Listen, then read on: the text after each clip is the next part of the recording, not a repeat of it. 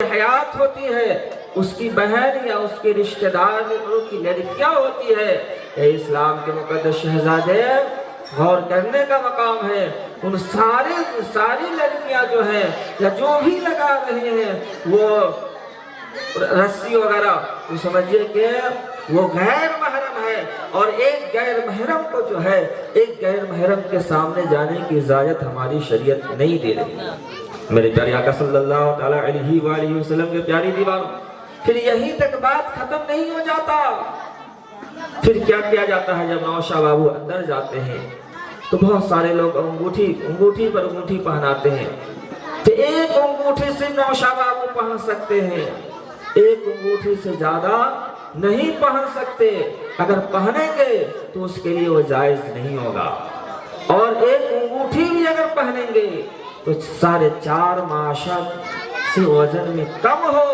اور اس میں ایک نگینہ بھی ہو۔ مگر آج وہ لچھا والا انگوٹھی دیا جاتا ہے جس کے اندر نگینہ نہیں ہوتا، اور اسے پہنا دیا جاتا ہے اور اس کا وزن بھی زیادہ ہوتا ہے، تو اس کی اجازت ہماری شریعت نہیں دے رہی ہے۔ اور یہیں تک بات ختم نہیں ہو جاتا، جب نوشہ بابو اندر جاتے ہیں پھر کیا ہوتا ہے؟ جوتا چرانے کا ایک رسم رائج ہے معاشرے کے اندر، اور سارے لوگ ان رسوم کو جانتے ہیں کہ جوتا چرانے کا بھی رسم ہے۔ اس موقع سے کون لوگ آتی ہے؟ جو غیر محرم ہوتی ہے۔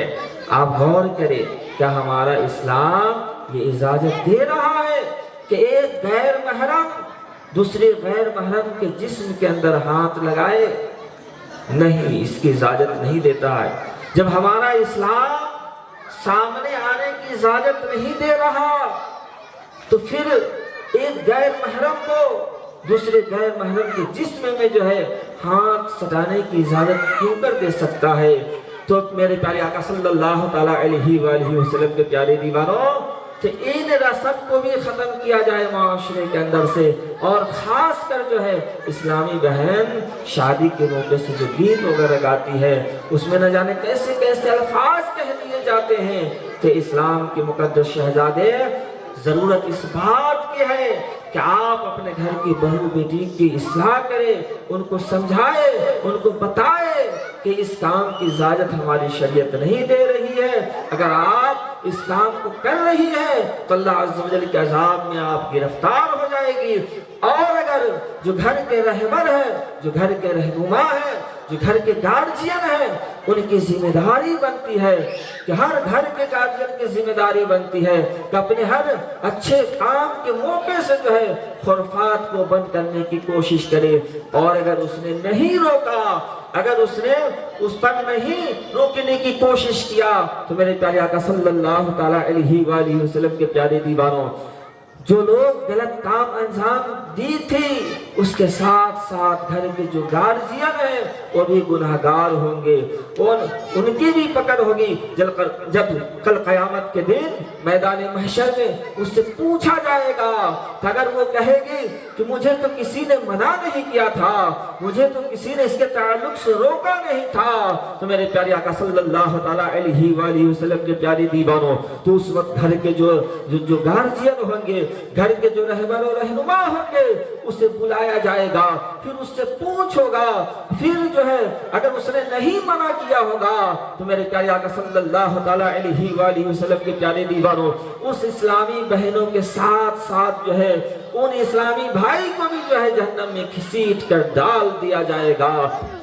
اس بات کی ہے کہ جو بھی خرافات کام چاہے کسی بھی اچھے کام کے موقع سے رائج ہو گیا ہے یا جس کو لوگ عمل میں رکھ رہے ہیں، ان کو جو ہے بند کرنے کی کوشش کرے، اپنے شادی کو جو ہے، اپنے نکاح کو جو ہے نکاح خانے شادی خانے آبادی بنائے، بلکہ شادی خانے بربادی نہ بنائے۔ ایسا کام آپ انجام دے جس کام کی وجہ سے جو ہے اللہ کے رسول خوش ہو جائے، اللہ عز و جل کی رضا حاصل ہو۔ میرے پیارے آقا صلی اللہ تعالیٰ علیہ وآلہ وسلم کے پیارے دیوانوں، وہ کام کیے جائے جس کام سے اللہ اس کے رسول جو ہے راضی ہو، وہ کام سے بچا جائے جس کام سے جو ہے اللہ اس کے رسول ناراض ہوتے ہیں۔ میرے پیارے آقا صلی اللہ تعالیٰ علیہ وآلہ وسلم کے پیارے دیوانوں، تو خطبہ رسولہ کے بعد جس آیت مبارکہ کی تلاوت کرنے کا شرف حاصل کیا، اللہ رب العزت کا پاک ارشاد ہے